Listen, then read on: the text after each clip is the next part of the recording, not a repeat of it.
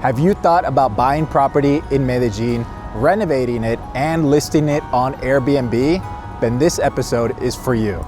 Today I'm in Barrio Manila, which is one of the 22 neighborhoods here in El Poblado, and we're gonna go meet up with my brother Andrew from MedellinLivingRealEstate.com, and he's gonna give us a tour of one of his properties that he bought, remodeled it, and has it listed on Airbnb. Let's go check it out. All right, Frank, I'll let you go first. You've been here before, so you know how beautiful this place is. Yes, and as always, amazing view, amazing space, and the natural light as always. Yeah, that's one of the things that I really love about this space is the fact that it has the high ceilings and there's a lot of natural light. But these are double windows. They're not the most expensive windows that you have for soundproofing, but since this was our first apartment that we built, we didn't know the difference between soundproof windows. After 5 of them, now we know which ones to get. When we bought this was a 3-bedroom apartment. This kitchen area there was actually a wall here. This was all walled off. There was a wall here, and there was just a little doorway to do there.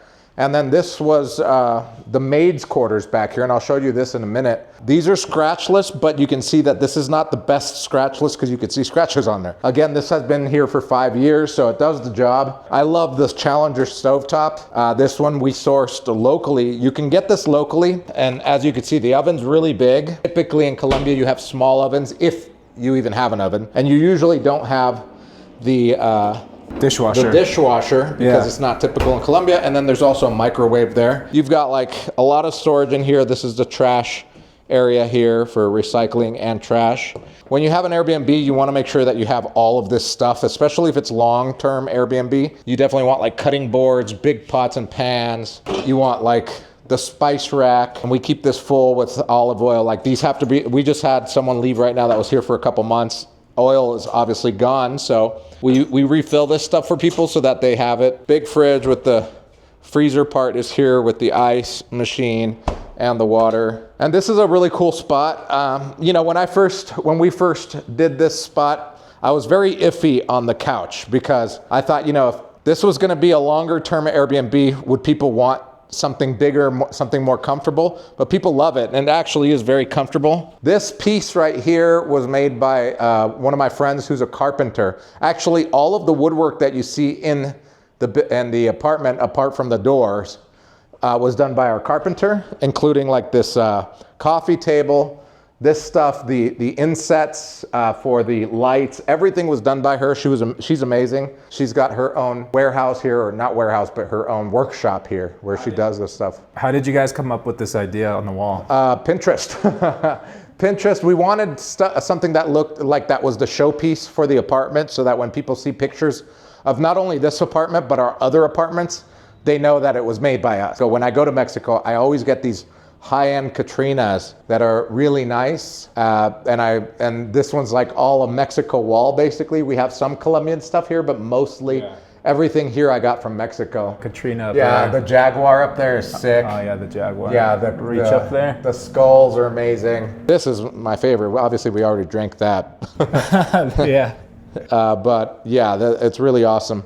This window is like this because by law, if you don't know, when you buy an apartment here, and let's say you have a common area or kind of like a hole in the middle of the apartment building with other apartments on the other side with windows facing each other, typically by law you have to tint it, or you have to either tint it or block it for privacy issues. So I thought that was really interesting, something that I didn't know, but we've resolved that. You can open it and create these windows so that they slightly open, which is okay, but not completely open, which was something that I didn't know. Yeah. I did not know about that either. This is the first full bath for the bedroom that doesn't have a bathroom. This is a 2-bedroom, 2 full bath apartment. I love the bathroom. I love the design back here with the waterfall. I'll step in here so you can tell. I'm 6'3", and that was one of the big things that I wanted because, you know, if I'm this tall, a lot of Americans and Europeans are going to be this tall, and I hate having to duck and stuff. Having this is awesome. Same with like the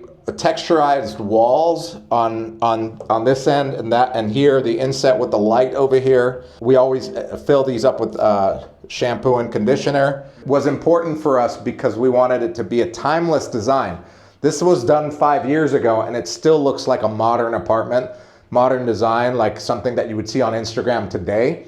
And then here's the first bedroom that doesn't have a bathroom in it. Yeah. What I love about the apartment is the lighting. Yeah, lighting is important. If you are going to be doing an Airbnb here and you want it to be 5 stars and always rent it out, you definitely want to focus on lighting. Even if you don't have a big budget to remodel the whole thing, the lighting can make a big difference. So this bedroom right here was actually 2 bedrooms, and this wall came all the way to this wall here. So imagine there was 2 bedrooms in that space. There was very little, this was like the living room area here, and there was a wall here as well. So this was like living room area here, and then the kitchen was walled off too with just a door here. So we opened it all up completely. This is I guess the master bedroom. One thing that I regret having done is putting the headboard on this side. I think it would have been better off if we put the bed on that side, the headboard there, and then the closets here, just for more privacy when you sleep, which is just like a little thing. No one's ever said, this is something that's in my head, but no one's ever said anything about it. We did this too. This desk actually goes up and down if you wanted to like put it down, but no one ever really uses this either. Most people that stay in this area, they'll go to like the little cafes, because we're in Barrio Manila, you know, there's cafes everywhere. Beds were made by Lily and her workshop, and they were custom made because in 2017 when we bought this, was it 5 years ago? That's more than 5 years ago. This style wasn't available like at stores. There was no IKEA back then. IKEA just opened like 2 years ago here. Getting something like this was not possible. You had to get it custom made. AC in every single room, including the living room area, is very important because since it's a top floor, you get all the heat on the roof, and then like around like 3 or 4 p.m. it actually gets really hot. Same thing with this bathroom, the granite countertop.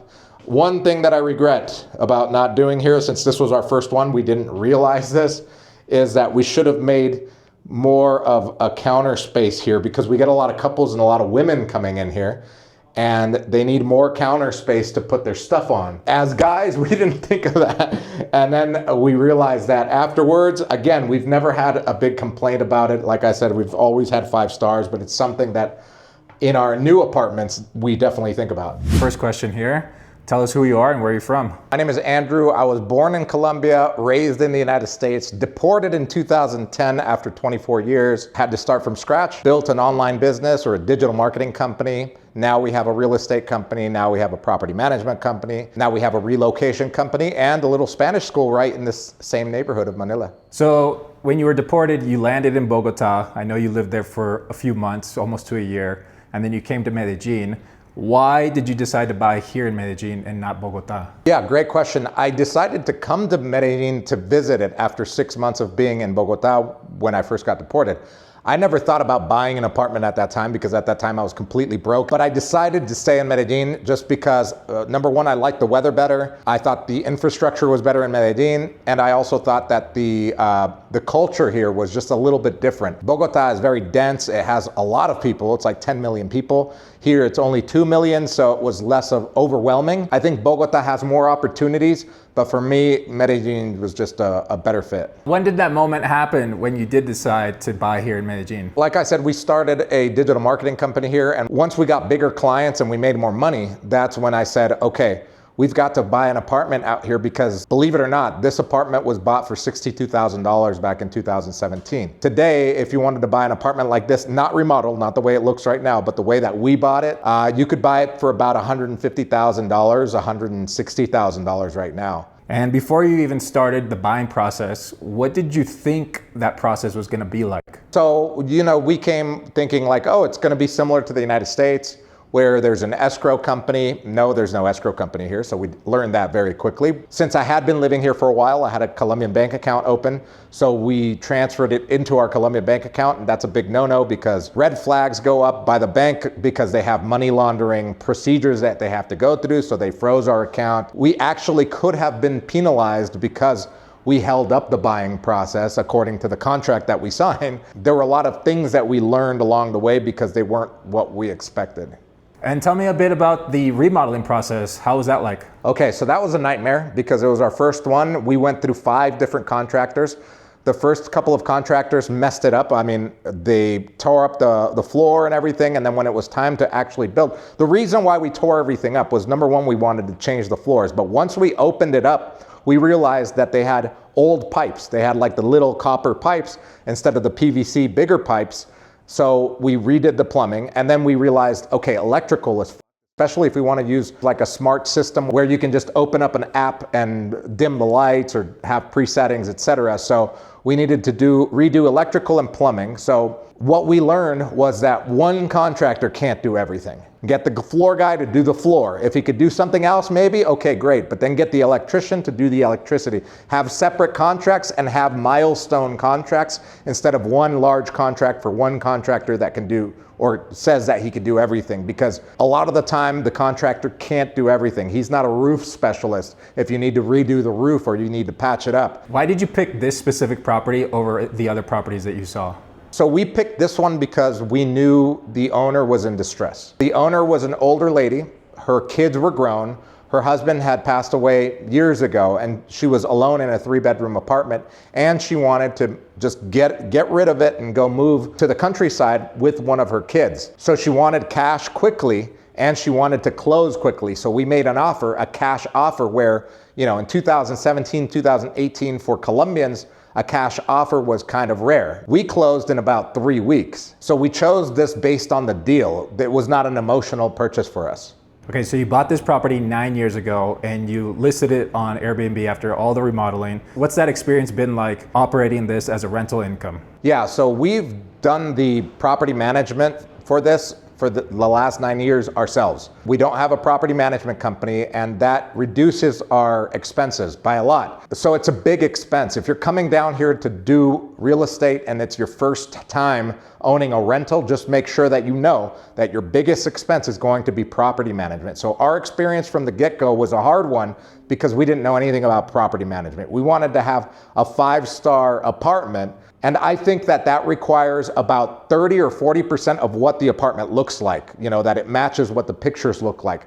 But 60 to 70% of it is going to be customer service. That's where that 5-star rating comes. So that was the hardest part for us, was being present, being on call basically 24/7 on WhatsApp. Yeah, there was a time when the water went out in this whole block for 2 days. We had to literally comp them in a hotel in another neighborhood because we didn't want to lose that 5-star review. So there was a lot to be learned. If we would have just hired a property management company that wasn't on call 24/7 and that happened, I guarantee we wouldn't be at 5 stars after 50 reviews. All right, so if you could go back in time, what would you do differently? It could be about the buying process, the remodeling, putting it on Airbnb. Yeah, if I could go back in time, I would have definitely handled the reconstruction or the remodeling a lot differently. I would have just hired people on contract to do specific jobs instead of trying to hire one person that did everything. But you live and you learn. I think it was a great experience because now we know exactly what to do with our current remodels. All right, and for the viewer that is watching and wants to do exactly this, buy a property, renovate it, and list it, what kind of advice would you give them? Well, first of all, contact us, MedellinLivingRealEstate.com. You want to work with someone that knows your language, that can explain things to you and translate them to you, even if you speak Spanish. I mean, I'm a fluent Spanish speaker. I don't know half the shit that these contracts say. That's why we have a bilingual lawyer that will explain things to us. And then on top of that, when I first bought these, I didn't know anything about the buying process. I had to learn by trial and error. So by working with someone that's competent, that speaks your language, they can hold your hand through the entire process to make sure that you're not overcharged, that you're not paying too much when it comes to closing costs, to make sure that you're not getting scammed out of money by the seller, etc. So that's number one. Number two is to do your research, man. A lot of people want to buy in Medellin and they're going to like places like Sabaneta and Envigado. While those places are amazing to live in, you're not going to get the rental yield that you are going to get in these areas like Manila, Proenza, etc. For investment only, I would say just look at the numbers. That's all I did. I mean, I wouldn't care less if I lived here or not in this apartment. And I'm not saying that you're going to get this return. I think a great return right now in Medellin would be around 7 to 10%. If you get more than 10% return on your rental, you knocked it out of the park when you bought the apartment because you bought it from someone that needed to get rid of it. You made a good deal and you're managing it well and it's a 5-star place. Otherwise, most people are very happy getting their 4 to 7% return, and they have a place to stay when they come down here to visit. All right, there you go, guys. If you guys are interested in buying in Medellin and you're ready in 30 days and your budget is 150,000 US dollars, click the link down below in the description, fill out the form, and someone on the team will reach out to you, and we'll catch you guys on the next video. Later.